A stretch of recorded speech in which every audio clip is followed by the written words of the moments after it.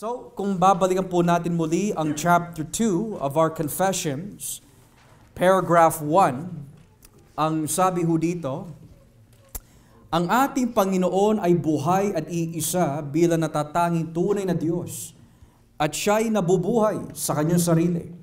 At ayon sa kanyang kalikasan, siya'y perpekto at walang hanggan. Walang nakakaunawa o nakakaabot sa kanyang persona maliban lang ang kanyang sarili. Siya lamang ang dalisay ng Espiritu, di nakikita, walang katawan o parte ng tao, at hindi pa bago-bago ang kanyang damdamin tulad ng tao. Siya ay walang kamatayan at namumuhay sa isang liwanag na hindi kayang lapitan ng tao. Hindi siya nagbabago, at siya ay nasa lahat ng dako. At siya ay nasa lahat ng dako. Nung nakaraan po na linggo, mga kapatid, na pag-aralan po natin yung doktrina na kung tawagin the immutability of God. Kapag sinabi po the term immutability, that means ang Diyos po ay hindi nagbabago. Ano po ang hindi nagbabago sa Kanya? His perfect, omniscient, omnipresent, and omnipotent being. Ang Kanyang persona ay hindi nagbabago.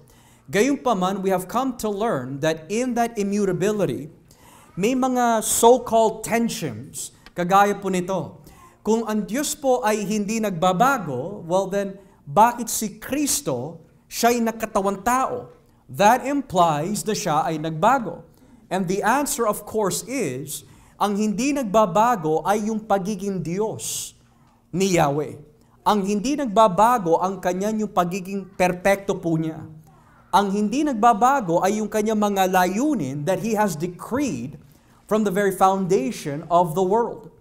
Now, there were also several texts na pinag-aralan din po natin. Kung ang Diyos po ay hindi nagbabago, bakit po sinasabi ng Biblia, nagbago ang kanyang isip? Nagsisi siya na ginawa pa niya ang mga tao. And we have come to learn that these are nothing more than anthropomorphic expressions.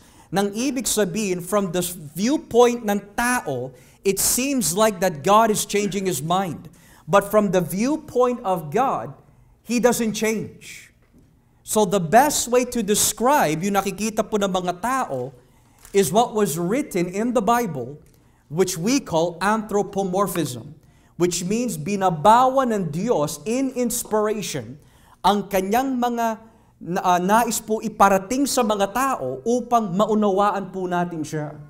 So from our standpoint, parang binago ng Diyos ang kanyang pag-iisip, but from the standpoint of God's immutability, that is not the case. Kahit kailan, hindi nagbabago ang Diyos at hindi rin nagbabago ang kanyang salita. Kung ano yung kasalanan noon, kasalanan pa rin ngayon. Kung ano yung ninais po ng Diyos noon, yun din ang ninanais po niya ngayon. God is immutable. Kaya nakalagay po sa aklat ng Salmo, Thy word, O God, is settled in heaven forever. Hindi pwede magbago yun. Ngayon, yung ating pag-aaralan po nitong hapon, sabi po dito in our confessions, right after nakalagay hindi siya nagbabago, at siya ay nasa lahat ng dako. Now, what does that mean? Siya ay nasa lahat ng dako. We call this the doctrine of God's omniscience, or omnipresence rather, omnipresence. Okay? Ang tawag po dyan is the doctrine of omnipresence. Ngayon, ang ibig sabihin po ng omnipresence is that everywhere and every part of the universe, every part of God's creation, nandun siya. Nandoon siya. Now, sa isang technical na termino, for the words omnipresence, ito po ay tinatawag the immensity of God. So, kapag sinabi po ang Diyos ay nasa lahat ng dako, it means hindi mo siya malilimitahan sa anumang space or angle or aspect of the universe. God is everywhere patungkol sa kanyang persona and being. However, kapag sinabi po natin the immensity of God, Bagamat ang omnipresence and immensity of God ay iisang termino lamang, there has to be a distinction na kailangan ipaliwanag. Halimbawa, when we say that God is immense, what we mean by this is that He is not spatially limited. Kagaya po nito, ang immensity ng tao is limited. Bakit ho? Dahil iisa lang ang katawan natin, at kung nasaan lang ang katawan natin, doon lang tayo. If we are here on Braeside, that means wala tayo sa Lila. Kasi nandito ang katawan natin. We are limited by our capacities. We are limited in our bodily function. Subalit, when we say na ang Diyos po ay nasa lahat ng dako, what we mean by this is that His spirit being ay hindi pwede limitahan sa anuman lugar. Halimbawa, ang maling pananaw tungkol sa Diyos is, ang Diyos ay nasa langit lang. He's only limited in heaven. Pero makikita ho natin mamaya, ang Diyos ay nasa langit, pero nasa ilalim din siya sa lugar ng mga patay. He's also in the north and He's also in the south. Ang tawag po dito, immensity. Hindi mo malilimitahan ang presensya ng Diyos when it comes to the space of the universe or creation. He is everywhere. But I also need to explain, dahil when we say that God is everywhere, hindi po ang ibig sabihin po nito, ang tinuturo natin is pantheism.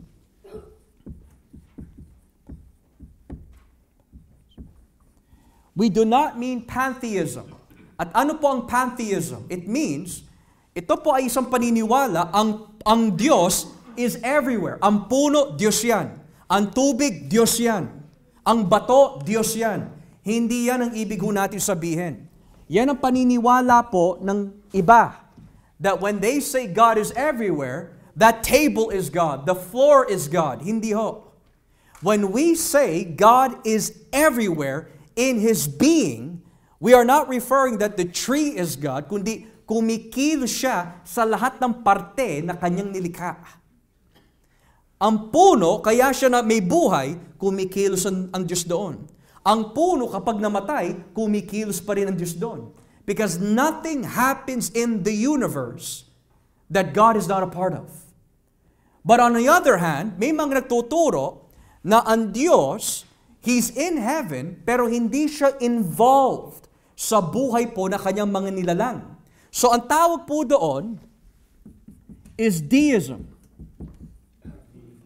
Ang paniniwala po ng mga deist is that may Diyos, nandun siya sa kanyang realm, He works from that realm from a distance, pero hindi siya involved sa buhay na kanyang mga nilalang.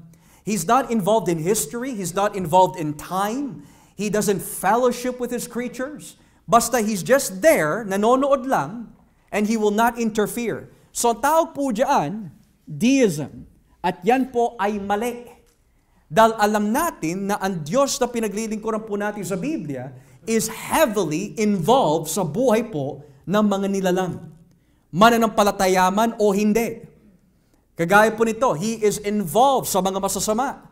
Kung babasahin po ninyo in your own time, ang aklat ng Isaiah, especially chapter 10 and onwards, sino ang kumilo sa mga Assyrians upang wasakin ang mga Hudyo? Ang sabi ng Biblia, ang Diyos. Sino ang kumilo sa puso po ni Haring Cyrus upang maudyok ho siya to encourage the Jews itayo ang templo? Ang Diyos. Ganoon din sa mga mananampalataya sa aklat ng Pilipos 2. Yung tuparin natin ang kalooban ng Diyos, siya pa rin yun. Yung mahalin natin siya, siya pa rin ang kumikilos sa atin.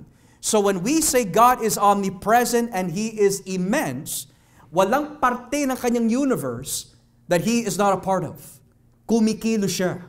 That is what we mean. Subalit, when we talk about the word omnipresence, Ang ibig sabihin po nito, mga kapatid, there is no space that He is not in. And where do we find that? In the Word of God. Basahin nga po natin ang aklat po ng Salmo 139. Dito po tayo sa aklat ng Salmo 139. At basahin po natin ang talatang 7 hanggang 10. Psalm 139, verses 7 to 10. Tignan niyo po ang sinasabi dito, mga kapatid. Paano ba ako makaiwas sa iyong espiritu? Saan ba ako makapunta na wala kayo? Kung pupunta ako sa langit, nandoon kayo. Kung pupunta ako sa lugar ng mga patay, nandoon din kayo. At kung pumunta man ako sa silangan o tumira sa pinakamalayong lugar sa kanluran, kayo ay naroon din upang ako'y iyong patnubayan at tulungan.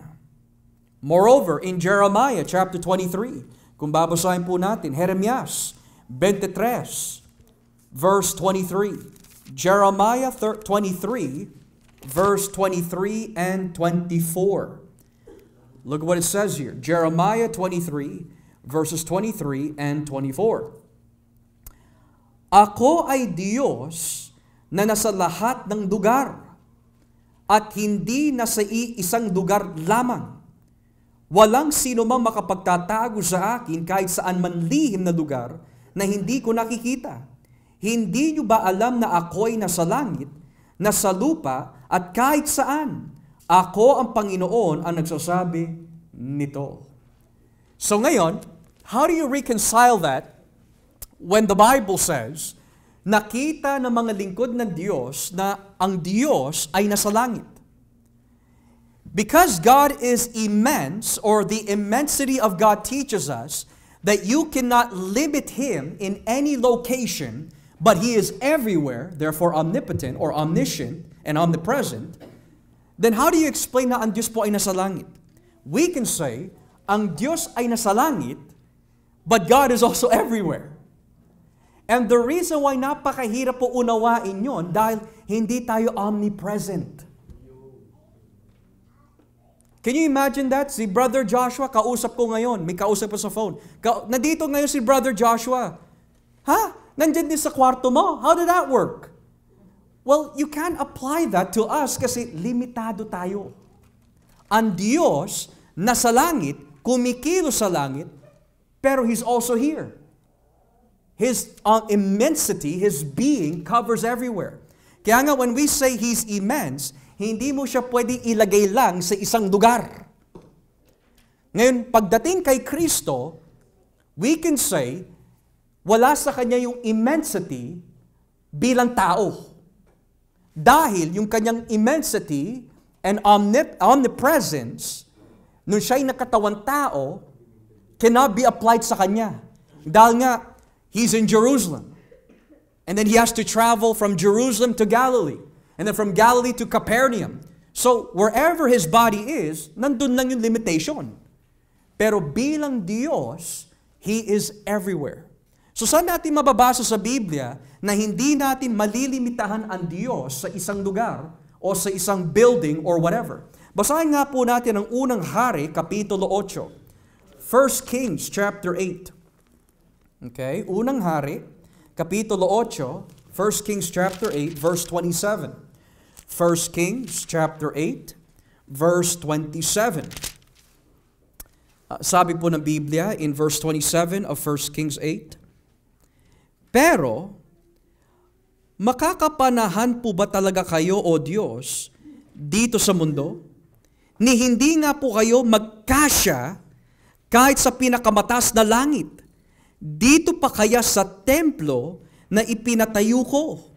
In English, but will God really dwell on earth? The heavens, even the highest heaven, cannot contain you. How much less this temple which I am about to build. And then sa Isaiah chapter 66, tignan niyo ha. Isaiah chapter 66, beginning at verse 1. Look what it says here. Isaiah chapter 66, verse 1. Ito ang sinasabi ng Panginoon, ang langit ang aking trono, at ang lupa ang tungtungan ng aking mga paa. Kaya anong klaseng bahay ang itatayo ninyo para sa akin? Saan lugar ninyo ako pag papapahingahan o papahingahin? In English, this is what the Lord says. Heaven is my throne, and the earth is my footstool. Where is the house you will build for me? Where will be my resting place? So, the question is, ayon po sa unang Hari 8, at ayon po sa Isaiah 66, can we limit God to a temple? Can we limit God to heaven? Because the Bible says you can't limit His presence. He is immense. But the next question is, if He cannot be limited, nasaan siya? He's everywhere. Omnipresent po ang Diyos. Immensity deals with you cannot limit Him in any location spatially. Omnipresence, dahil hindi mo siya malilimitahan, He is everywhere. Pero kapag sinabi everywhere, hindi nangangahulugan na lahat na nakikita natin ay Diyos. Ang puno, Diyos. Ang ibon, Diyos. Kasi everywhere. Hindi ho. Pantheism na ang tawag doon. When we say God is everywhere, He is from heaven, but His being, His sovereignty, reaches everywhere. Kaya wala tayong maitatago sa Diyos. So, how does that encourage us, mga kapatid? Well, nung sinabi po ng Panginoon sa atin, nangako siya, I will be with you to the end of the age. That's His omnipresence. Nung sinabi niya kay Haring David, though you walk in the shadow of the valley of death, I will be with you. That's His omnipresence. Nung ini-encourage ka, be strong and do not dismayed, for the Lord thy God is with you wherever you go. That's God's omnipresence. Pero, yung pangako na yon ay para lamang yung mga na kay Kristo Jesus. God is not obligated to protect unbelievers. But He, by His covenant sa kanyang sarili, is not technically obligated, but He is willing and must fulfill that dahil nangako siya sa kanyang mataas at dakilang pangalan. So kung sinabi po ng Panginoon, hindi kanya iiwan, totoo yun, mga kapatid. Kung sinabi ng Diyos, hindi kanya pababayaan, totoo po yun. Kung sinabi ng Diyos, hindi kanya hahayaan magutom, mauhaw, totoo po yun. Because His promise with His omnipresence is in the covenant that He made. And that covenant, hindi niya babaliin. And dahil nasa ilalim po tayo ng bagong kasunduan, kahit saan man po tayo pumunta, makulong man o hindi, hamaging sa kamatayan, kasama natin ang Diyos. He is with us to the very end. So, with that being said, may mga katanungan po ba tayo, Brother Joel? So, yung sinabi mong image, right? There's no space that He is not in. Kasi that's, binasa natin doon sa Numbers saka sa Isaiah. Pinakikita dito na malaki ang Diyos. Kaya narinig niya lahat ng mga hinaing o mga panalangin o yung kung ano man yung nasa puso ng tao na natitiyakan niya. Dahil ang mata niya hindi lang makapangyarihan dahil nakikita niya, nasusearch niya. Yung ba yung tumutukoy because of His big? That's a very difficult question po, Brother Joel, dahil when we think about size, we think about something that we observe to a certain extent. Dahil ang Diyos po ay Espiritu, I don't know if we can even put a size on Him. Kasi Espiritu ho siya eh. God is a Spirit. So, we can say, hindi kailangan maging malaki ang Diyos in size para magawa niya yun. Kasi Diyos siya eh. So, whether, if I can use this in human terms, whether He's big or small, the fact is, dahil siya ay Diyos, walang imposible po sa Kanya. Now, the closest we could say, bagamat hindi po ito tungkol sa size, is that madalas na binabagit ng Biblia, great is our God. Great. Pero yung great po doon is not so much size of physicality, kundi yung majesty niya, yung pagiging dakila niya is so great. Talagang, it's infinite. So, it's hard to answer if a spirit has a size. Kasi iba ang spirito ho eh. Yes, pa. Kung gano'n, yung mga sinasabi doon sa Biblia na yan, binibigyan lang ng para magbigay ng linaw sa mga tao. Yes po, yes. Doon sa, yung kung gaano kadakila. Yes, opo. Pagiging Panginoon. Opo, yes, that's exactly it. Kasi God is in heaven. God is infinite. So paano niya ipapaudawa ang kanyang sarili sa mga tao mababaw kagaya ho natin? So He has to convey it in human terms. Yeah. Okay?